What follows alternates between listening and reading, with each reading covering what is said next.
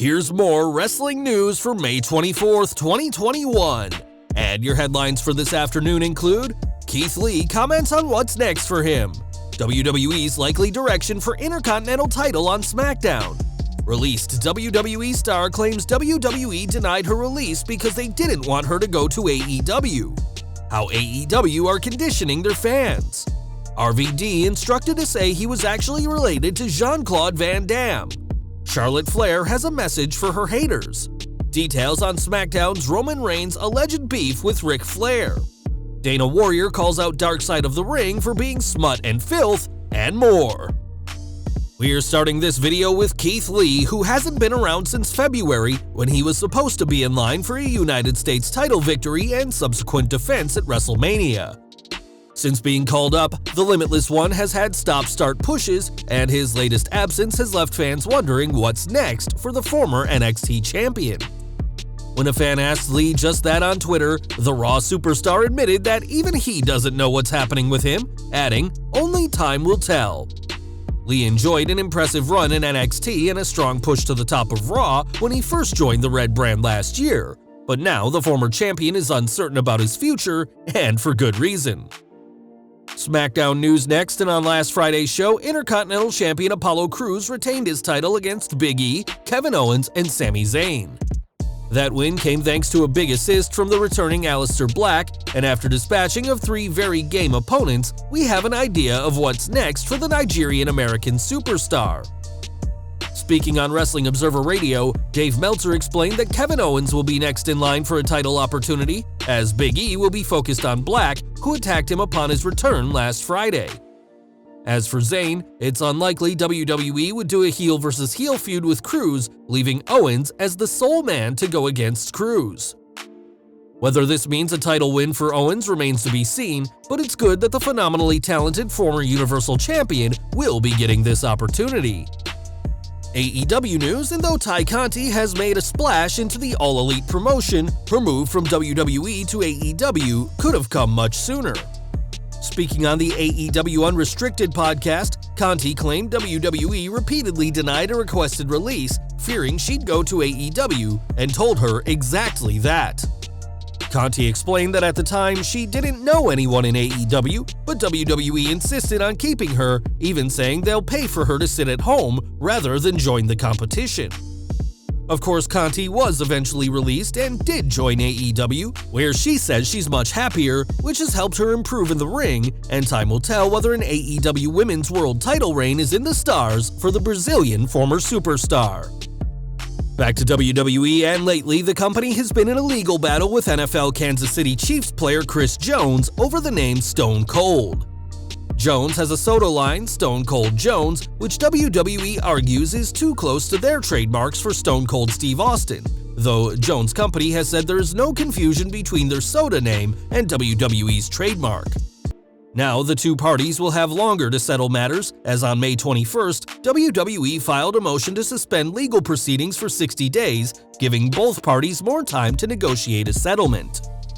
If no settlement is agreed in that time, then legal proceedings will begin from July 21st onwards, and given that this is the 5th extension WWE have filed for, we'll have to see what kind of agreement the two parties can come to. More from AEW, as this August, AEW Rampage will debut in its Friday night 10 p.m. slot immediately after SmackDown. This week, AEW will be forced to move from Wednesday thanks to the NBA playoffs, and much like Rampage, it too will air Friday at 10 p.m. During Wrestling Observer Radio, Dave Meltzer discussed AEW's decision to go with Friday night for this week's Dynamite, saying, "It's to help kinda like familiarize people for that time slot. So this is actually part of the reason for not running it on Thursday or not running it on Saturday. It's to get the Friday night thing going." Having Dynamite on Friday at 10 p.m. will certainly help condition fans ahead of Rampage's launch in August, and we'll have to see how many fans tune in this Friday, which could be a good indication of how Rampage fares on TNT later this year.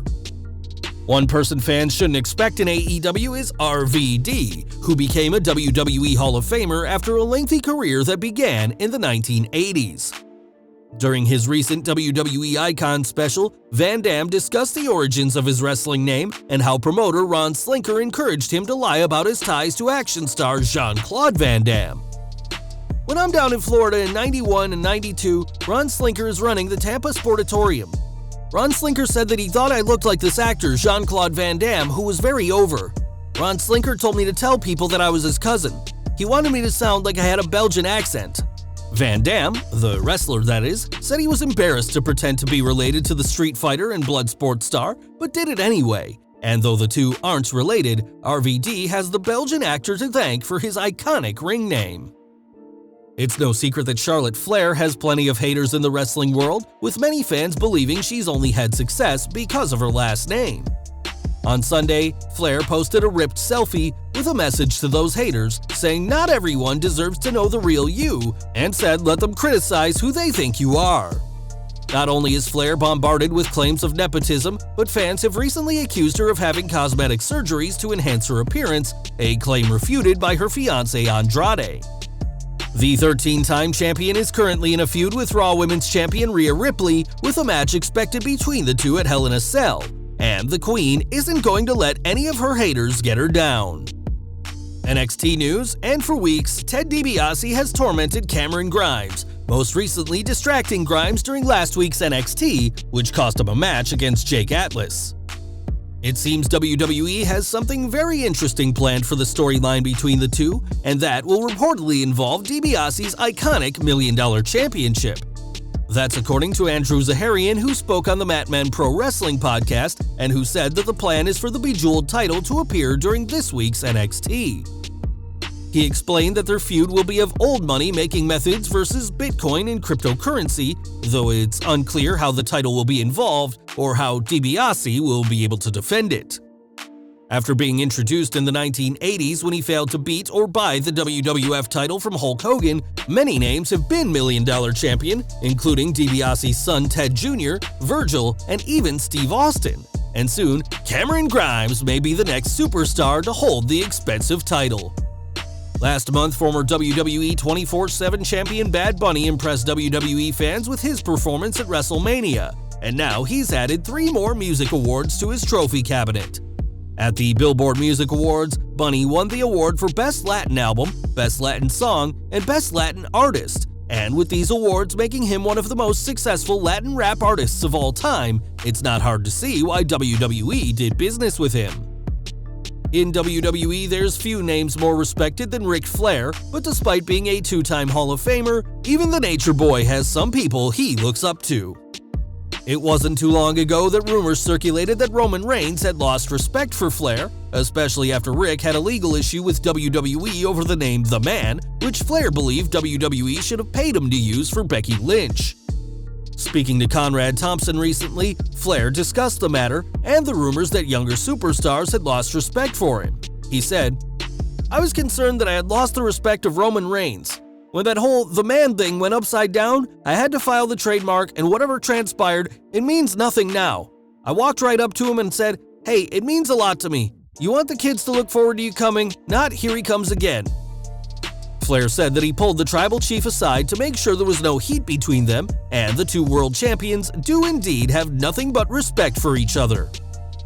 Pay-per-view news next, as SummerSlam 2021 is expected to be in front of live fans and will have some major matches happen, but the show itself is in a fight of its own.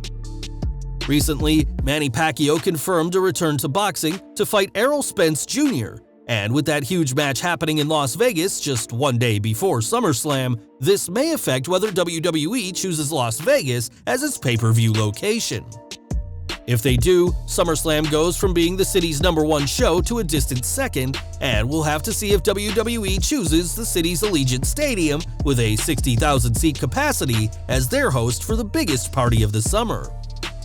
And we're ending with Dana Warrior, the wife of the Ultimate Warrior, as the former world champion will be the star of an A&E biography, an episode of Dark Side of the Ring this week. Those shows will presumably be very different, as when a fan asked Dana if she was involved with Vice's Dark Side of the Ring, she replied, "I had no part in this project. Smut and filth does not rise to my note." Dana Warrior obviously doesn't approve of whatever Dark Side of the Ring will say in their episode this week, which makes the episode even more intriguing. And we'll have to see if any stories come out during the show that Dana Warrior doesn't want fans to hear.